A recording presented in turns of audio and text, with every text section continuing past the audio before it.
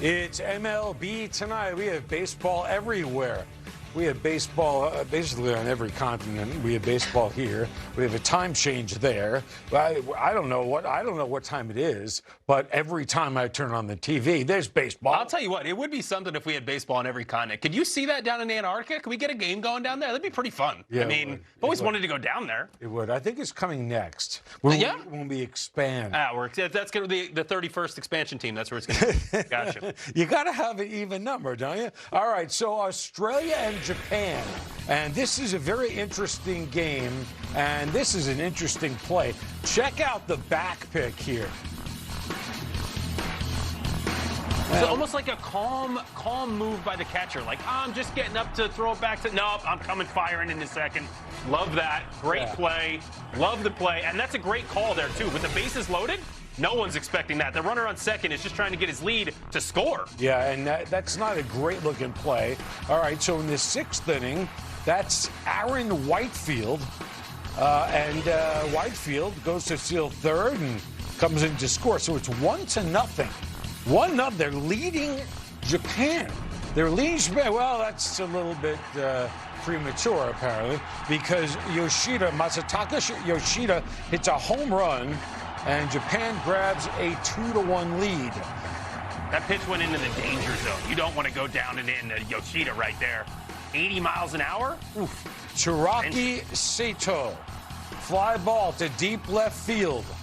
And that's into the corner. So, you can hold them down for just so long. I'll tell you what, I wouldn't call them a deep team, but their stars seem to be showing up every night. So they walk Shohei Ohtani, and that brings up Seiya Suzuki. And that worked out pretty good. All right, so now it's a 4-1 game in the ninth inning. Alex Hall makes it a 4-2 game. It's still a game in the ninth inning. That's really a game. Rickson Wingrove. Wow. How about that? So Australia now is just a run behind. Robbie Perkins. Japan looks to put the game away, but Perkins hits a bouncer to third, and Japan wins it by a score of 4-3. So let's talk about this for a second. I want to talk about the offense, and is Japan too reliant on Ohtani, Suzuki, and Yoshida? And you look at the rest of the team, the average certainly does not make you very happy. No, I mean, honestly, you look at these numbers, and this is something I noticed watching these first few games. It seems like their stars are the ones that are delivering every time they're in a big situation, which is great. You can rely on your stars. But if I'm some of these other teams, as we get a little bit later in this tournament, and you've got three guys that are doing all the damage, I am certainly going to figure out how I'm going to set up my, my rotation, but certainly my bullpen to make sure at the end of the game, when the situation is big and I've got a room for these guys, I can pitch around them, or I have the right guy on the mound to face them and make sure that I am taking care of those three bats. That makes them a little bit more predictable and easier to game plan against towards the end of this, this tournament. That's going to be something to watch for the defending champs. On the other side, we had Connor McDonald on the mound for Australia. What a story this is. He went 3 innings and didn't give up a run.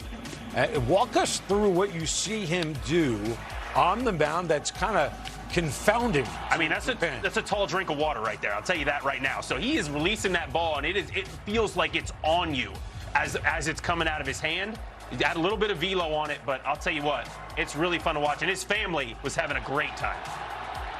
Let's hear from his brother right now. Seeing my brother succeed today is far better than any success I can feel in my lifetime. So it's pretty special. So many Australians today wouldn't even know this game's on, but the boys have been fighting so much here that I think that answer is going to change a lot after this WBC. But there's a lot of Australians who love baseball so much, and it's their whole life. And the boys are up here doing all those guys proud. That's true. That is true. That is real. And you feel him. How about that? That's amazing. I mean, just you're watching that, and the emotion hits you, and you can start to feel it. And all of a sudden, I mean, that's what this means, though. That's what the W is so great about the WBC. You get a game like this where Australia, they're not a bad team. There's some big league talent on that team. There's a lot of guys that love this game that have played a long time. But going up against Japan, no one's giving them much of a shot. But you get into a game like this, it's close late. They're able to make a little bit of a comeback. You start to believe, and you've got, obviously, family members. There's guys giving it their all, and to see them go out there, have success against one of the better teams in the world, obviously some of the best talent in the world, it just means so much to everyone that's participating, everyone watching, their families, obviously, those who support them. And to me, it harkens back to, just going through my career and everybody else that came up with me that I saw how much we had to rely on our families to get to where we wanted to be, and how much they meant to us, but obviously how much we can also mean to them. And it's a really great love story almost. And that truly is what baseball is and can be. And they're playing on the world stage. It is pretty special. Now we're going to move on here with highlights: the Netherlands and the Dominican Republic. Imagine the butterflies, the moment for this young man on the mound, Arai Franson, who is going to pitch in independent baseball this year. But first, this. Line to the left field. Now struck down for a base hit. Tatis will score, and the Dominican Republic with a 1-0 lead. The DR is playing right now. They're not really concerned with when the Netherlands beat them twice and shocked the world, but that's probably in the back of their mind, like, we're not letting that happen again. Didi, line drive. Does it have the legs? It certainly does. Clears the right field wall. A solo home run for Didi Gregorius. With his second World Baseball Classic home run in his career, gets the Netherlands on the board. He'll give some intel to his teammate before he gets into the box. Seems unfair to you pitchers that these guys are sharing that kind of information. Yeah. Vladdy down the left field line, fair or foul. Long gone. Home run, Vladdy. Well, he's playing in this World Baseball Classic because his father could never do it. Today he makes his father proud. Today he makes Dominican Republic proud. Maybe because they're so selective at the plate, you've got to be extra careful with the walks, the extra base runner. The camaraderie they have. Look at Vladdy Guerrero talk to him. Caminero on a line to the left. Hitter looking up. Hit is gone. A 3-run blast for Junior Caminero. His second home run of the tournament. And the Dominican Republic has broken it open. Up 7-1.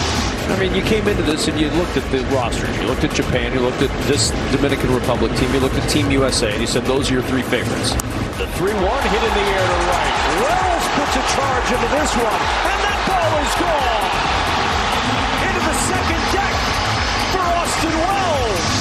9-1 Dominican Republic. And this crowd, in the midst of doing the wave, we'll look out and see Juan Soto coming to the plate. One swing away from ending this ball game. Juan Soto la prende. Vuela la pelota. ¡Ay! Pelota. The Juan and only Soto. Walk off. Adios. It doesn't happen often, but a rare 7th inning walk-off and a 12-1 final. Juan, there are wins, and then there are wins like this. Every single guy got on base. Just how potent is this offense? I mean, it's great. What we can do, we've been passing the baton. We don't try to be the hero. I feel like we have a great lineup. Everybody can do damage, but, we play team baseball right now. I think that's what it got us where we are, and it's really fun to play with a team like that. This has got to be top of the top. I mean, you have the whole family, the whole Dominican Republic cheering for you, being right there for you, and I think it's nothing better than that. I came here and I was a little bit sick. And when I sick.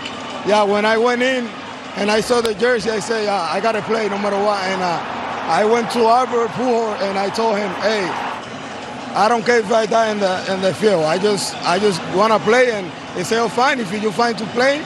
And I went straight training room to the field. So to me, it's something that I can explain right now.